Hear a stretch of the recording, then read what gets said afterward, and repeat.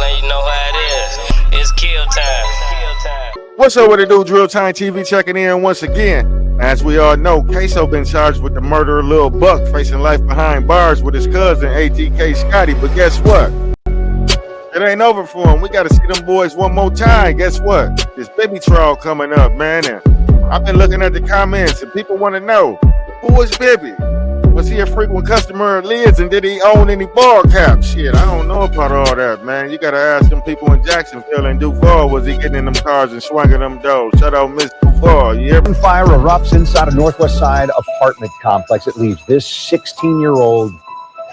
Neighbors say that the shooting sounded like a war zone. 60 to 70 rounds had to be dropped in the course of maybe 15 seconds. Damn. It sounded like it was Iraq out here, like multiple guns, like from different guns. It was real scary. I was in my apartment. I heard it all the way from in my apartment. Oh, most definitely. It sounded just like probably an AK-47 or something that would, shoot repeatedly without stopping. Switching. I can tell you the moment that we drove up here, we knew this was a very bad scene, a very grim scene. And the second we got up here, we could hear loved ones of the victims, and you can hear them right now off in the distance. I don't know. I feel like my life stopped. With my baby dad, my life stopped. I don't feel alive anymore. I heard that shit. February 25th, 2019.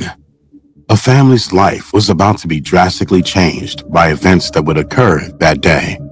Unexpected to them, their son, Adrian Gaynor Jr., was about to become another statistic in the deadly gang feud between rapper Julio Fulio's alleged gang KTA, Kill Them All, and Young and Ace's alleged gang ATK, Ace to Kill, Aim to Kill. All right, wait, hold on. Wait. Now, is ATK A$AP Killers or what my guy just said? Let me know in the comments, because I'm hearing a whole lot of shit, man, and I just want clarification on this situation while we all here together. Has been plaguing the streets of Jacksonville, Florida.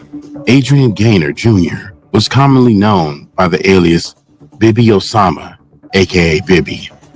By age, he was just still a child at 16 years, not yet even experiencing the fullness of life. But he held ties to alleged KTA gang affiliate, Charles Jones, also known as Julio Fulio, and that placed his life in danger.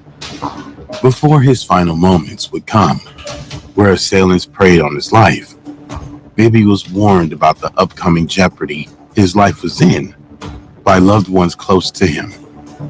1 week prior to his demise, his close friend, Therese Powell, known as the rapper K Shorty, tried to talk him out of being in the company of Julio Fulio for his own safety.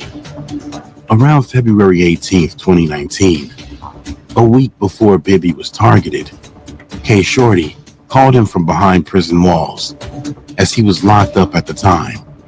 His words were, "I see you out here with Fulio, but don't get caught up in that. You know how bad they want him, and they'll get anybody just to hurt him." Real nigga shit. Now, that's something that you'll tell to your little jit, if you really care about him. In this case, K Shorty, do your homework on K Shorty. I heard he one of them smackers, but he telling his young boy, like, man, hey, look, Fulio hotter than a firecracker, man. Stay away from that guy if you want to live your life. Before he died, a week before he died, I called him on the jail phone, and I say, I see you out there. If you return, I see you with Fulio. You going? I'm like, but don't get caught up in that, bro. I was like, you know how bad they want him. They'll get anybody just to hurt him. Bibby would brush it off, saying he's not in deep into that lifestyle, just enjoying the music and concerts, so there's no need to worry. K Shorty, knowing how dangerous the situation was getting between the two gangs, again tried to persuade Bibby to keep his distance. Oh yeah, you gotta pay attention, man, and keep your antennas up, because nowadays you ain't gotta be one of them faces, man. You can just be affiliated on the block. Sometimes they just slide through, see a motherfucker out, and start spraying that bitch. They ain't even looking for no faces, so pay attention. Telling him they know who you is now. Even if you ain't dissing, you around them, so you're part of it. But you like, But you done got in the trailers, they know who you is now. You feel me? Like even if you ain't dissing, you around them, so you're a part of it. And that's how he ended up happening to him. That would be the last conversation he had with his friend, Bibby. The morning of February 25th, Bibby went to school as he would on any regular day. Ironically, he attended the same school where Julio Fulio was shot as a teen, Grand Park High School.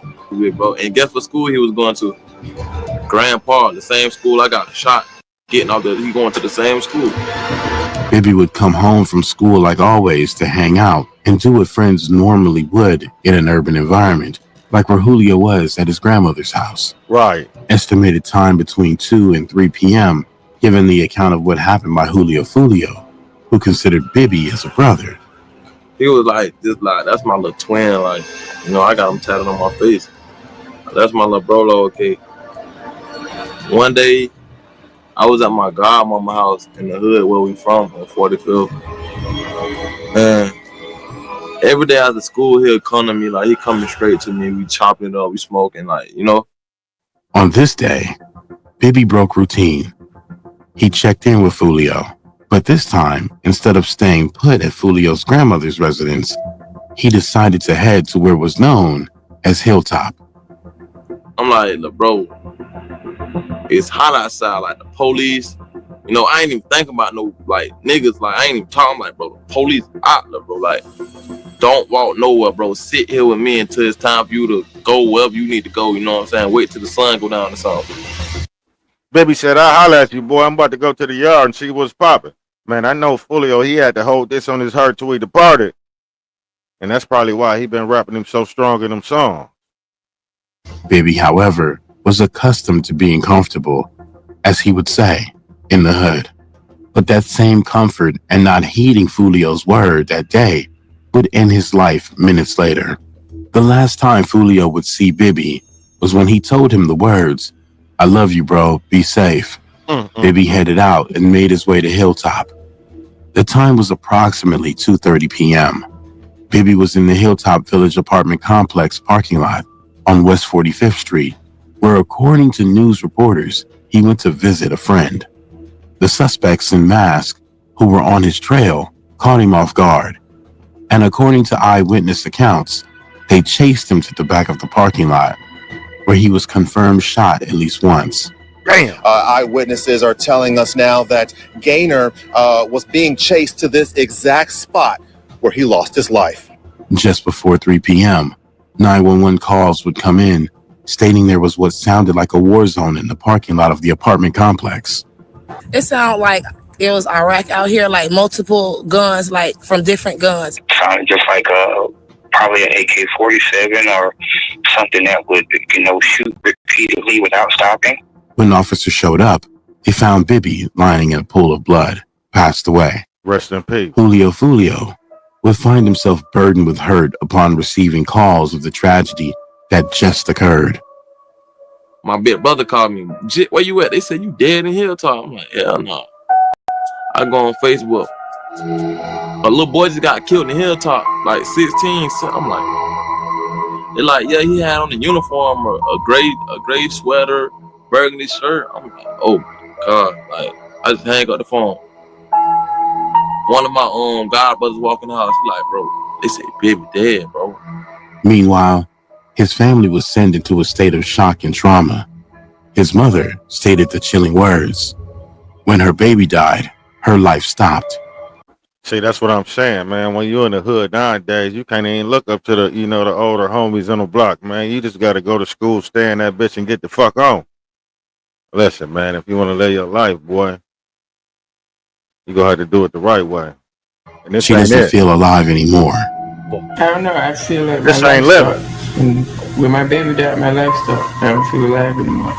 This is the sad reality of the gang lifestyle and culture of retaliations that leave many youths like Adrian Gaynor Jr., aka Bibby, lying in the grave before they even have a chance to live.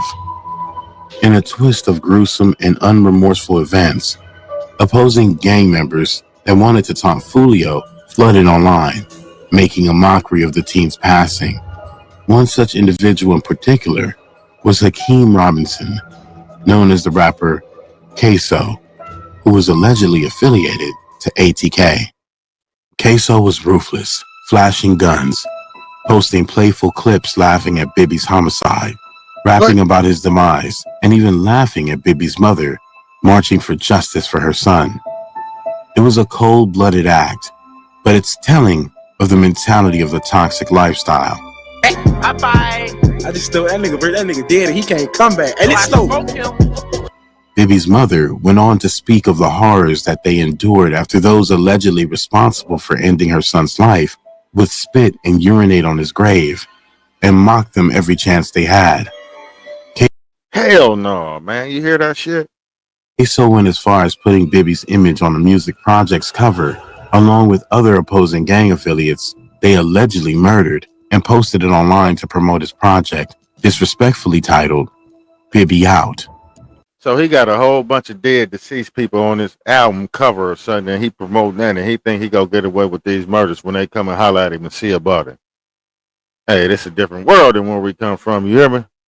Cops would be hot on the trail, trying to piece together the suspects in Bibby's homicide, and the evidence led their path straight to Ksoo about 2 years after the crime.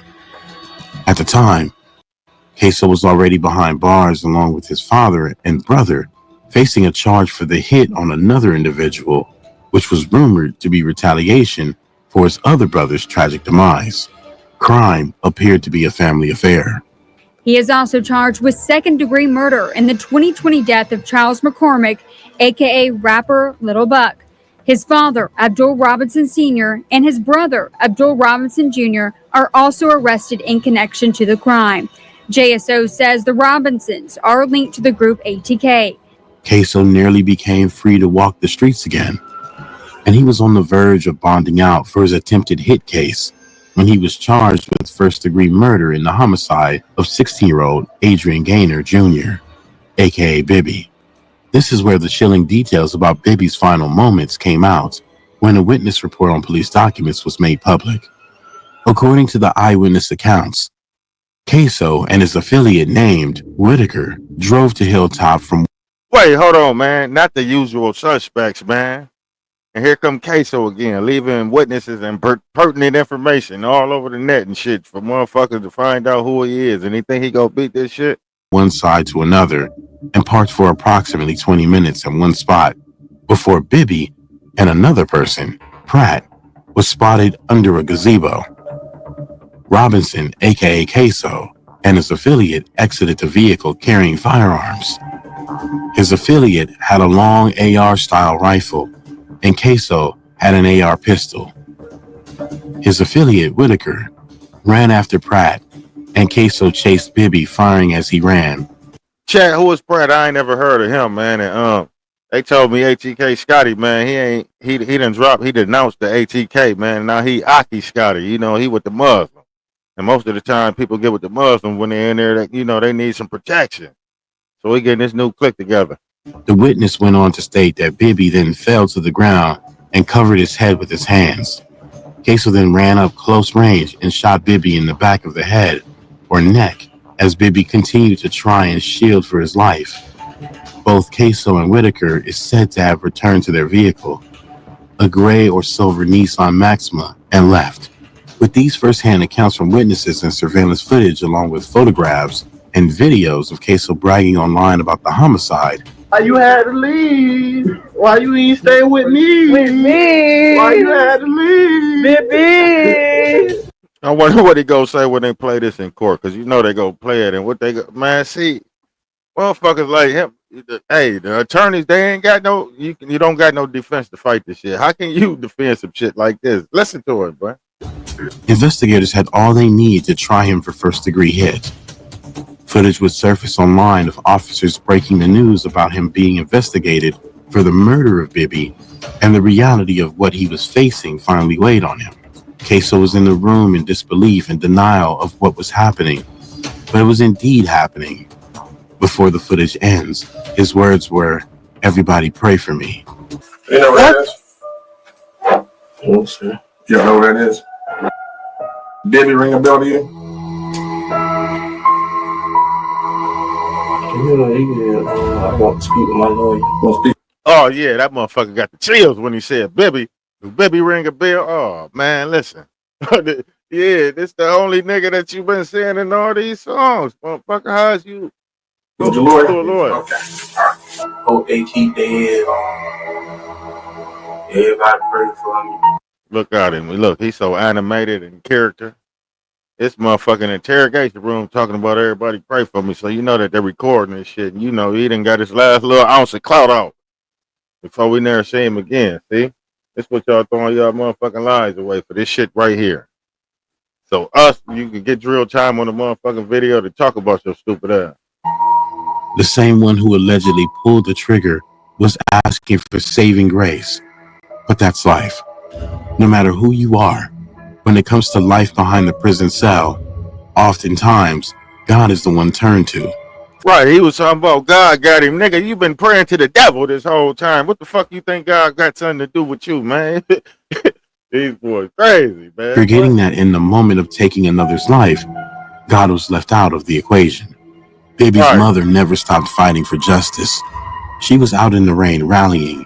And finally, it looks like some justice will be served and closure can come for Bibby. They trying to turn my man Bibby into the Jacksonville Tuka, but his mama ain't going. She fighting for that justice, and I believe she go get that dare watch. Watch what I tell you. Bibby's family.